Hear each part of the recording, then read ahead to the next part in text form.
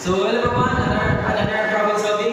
So we have a problem of space heater raises 1.8 kilogram per second of air from 18 degrees Celsius to 40 degrees Celsius. Determine the heat energy required per hour. Then, so natin yung formula din na mass flow rate of 1.8 kilogram per second. The specific heat of air is 1.005 kilojoules per kilogram times Kelvin.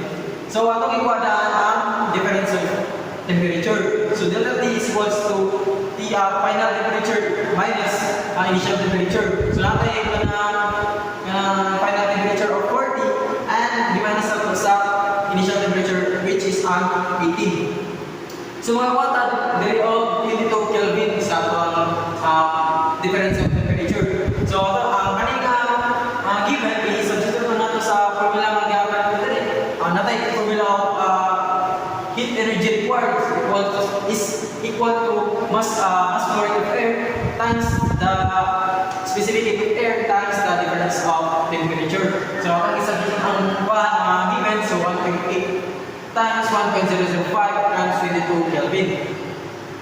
And then, makansila natin ulit is ang kilogram and ang Kelvin. So, natin makuha nga 10.80 kilojoules per seconds.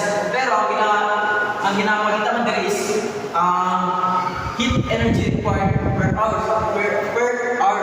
Tapos, ang kaning seconds, ito mo siyang i-convert into hour. And then, so, ako siyang i-convert. So, in every 1 hour,